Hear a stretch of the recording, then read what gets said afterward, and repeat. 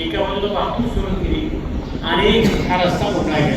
ते शरदराव म्हटले त्याप्रमाणे बरोबर आज तो एकच रस्ता आहे आणि तो रस्ता ज्यावेळेला बंद होता तेव्हा आपला पर्याय नव्हता. आम्ही त्यावेळेला करंज विरके मार्गे ह्याचा प्रयत्न केला. असंच मला माहिती आहे की आम्ही तो पूल टाकला होता, तो पापडवाडी करंज वेळ असा पूल टाकला होता. तिकडे आणि इकडे दोन्ही बाजूला काही नेत्यांनी त्या ठिकाणी पुरवडी केली आणि पापडवाडीला तो पूल होऊन द्यायचा ना अशा प्रकारची भूमिका घेतली आणि त्यामुळे आम्हाला तिथे पूल बांधता आला. तिथं 10व्याच्या निमित्तानं मी त्या ठिकाणी गेलो होतो दामण्याला आणि विचारलं असा असा पूल आहे, तुमच्याकडे जागा आहे का? लोकले रस्ता आहे बघा. दुसऱ्या दिवशी मी तिथे बोलवला आणि आपण तो पूल त्या ठिकाणी उभा केला. फार मोठा पूल नाही उभा करता आला, पण आज रात्रदिवस तिथं वाहतूक त्या ठिकाणी चालू आहे आणि एक पर्याय आपल्या सगळ्या लोकांना. अशाच पद्धतीने आपल्या वाघा उघड त्या परिसरातल्या लोकांना सारखंच टाकायला यावं लागेल, पाहिलं यावं लागेल या बाजूला. आणि मग आम्ही ठरले आंबोलीचा पूल त्या ठिकाणी बांधला. आज आमचे सकारात आंबोली भरगे इकडे आले. पर्याय अनेक व्यवस्था केल्या. अशाच पद्धतीने आम्ही दामणगाव ते कोटवडी तो एक आग्रा नदीवर पूल बांधला. आज धुमाशंकराच्या परिसरामध्ये लोक जातात. दुसऱ्या प्रयत्न आम्ही गेलेली खिंड पहिल्यांदा आम्ही बोलली, दुसऱ्यांदा करताना अनेक अडचणी आम्हाला आल्या. यावर्षी खिंड बोलली आणि त्या ठिकाणी आम्ही कॉन्क्रीट करतो. दुर्दैवाला कालच्या पावसामध्ये तिचा काही भाग कसा ते पण लगेच भाग द्या बघा एका वर्षामध्ये त्या ठिकाणी काम केलं, काम निकृष्ट असं झालेलं नाही. मग आमचं काही बंधारा पाहिजे निकृष्ट दर्जाचं होतं का? अनेक वर्ष पाणी साचून होतं. क्षमतेपेक्षा जास्त जर पाणी आलं मोठमोठे धरणं वाहून जातात. हे आपल्याला सगळ्यांना सांगितलं जातं. मोठमोठे पूल वाहून जातात. हे आपल्या सगळ्यांना या निमित्तानं सांगितलं पाहिजे. मध्यंतरी 7,500 कोटी रुपये खर्च करून आपला मिसिंग लेन बांधला. सुद्धा अशा प्रकारची अडचण आली. निसर्गामध्ये प्रचंड जागेत की विचारला सोय नाही.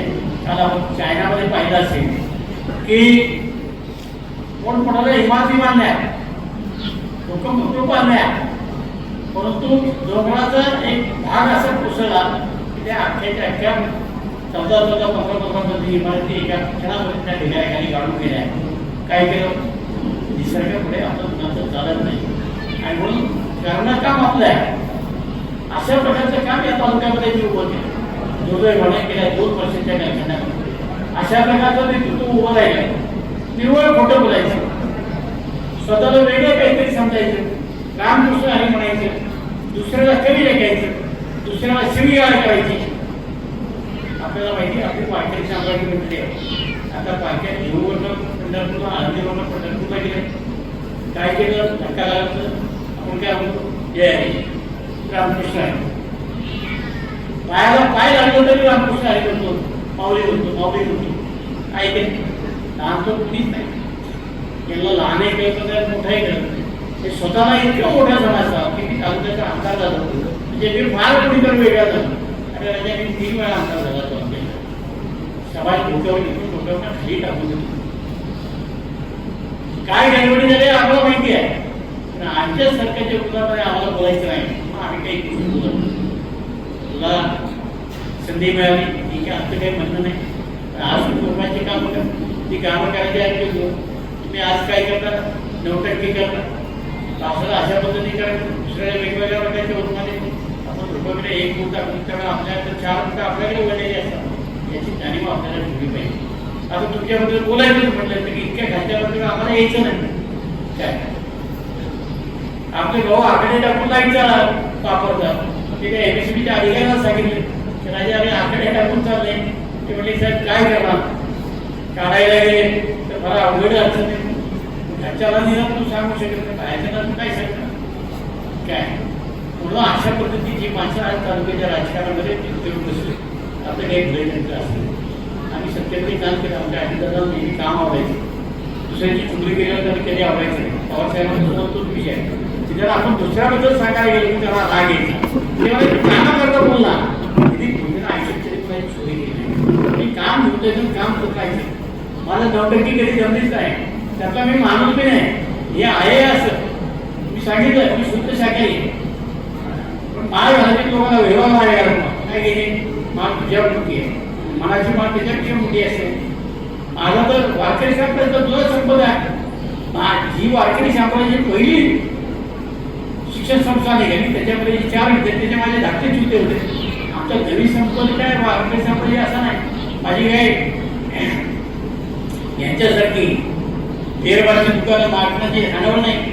त्यामुळं आपल्या घराकडे एकदा बघायचं तर दुसऱ्याला नावं ठेवायची. आम्हाला अजित पवारांनी शिक्षण दिली एवढे दिले आपण स्वच्छ राहा, आपण काम करा, काय काहीतरी म्हणजे लोक कुणाला नावं ठेवत नाही. कारण तुम्हाला सगळ्यांना माहिती रामायणामध्ये महाभारतामध्ये आपण पाहिलं असेल त्या सीतामाईला नावं ठेवली नाही लोकांनी, ठेवलीच नाव. एक कोणीतरी माणूस द्यायला नाही की इतकी दिवस रावणाच्या गर्दीमध्ये राहिली, तिला बिचारीला बरोबर वनवासाला जावं लागेल का नाही जावं लागेल समाज ना. त्यामुळे आम्ही काम केलं समाजाने ते पूर्णपणे केलं पाहिजे. शेवटी राजकारणामध्ये हायती असते. एखादा जिंकला म्हणजे तो फार मोठा झाला नाही, एखादा हारला म्हणजे तो फार संपला असं होतं. आणि त्यांना असं वाटतं की आता हे हारलेत ना यांनी काहीच करायचं नाही, काहीच करायचं. आणि मी माझ्याकरता ज्या लोकांनी फेमस राहणं केली त्यांच्याकरता मला काम करायचं नाही, त्यांच्यापेक्षा शिकवायचे नाही का की सगळ्यांनी तुमच्या दारात मला पाहिजे. आणि काय यावं आम्ही आमच्या पक्षाच्या वतीनं आमच्या लोकांच्या पक्षाशी बोलतो, आमच्या लोकांना न्याय द्यायचं काम करतो. अशाच ताज्या घडामोडी पाहण्यासाठी आजच आपल्या महावार्ता लाईव्ह या YouTube चॅनेलला लाईक करा, शेअर करा आणि सबस्क्राईब करायला विसरू नका.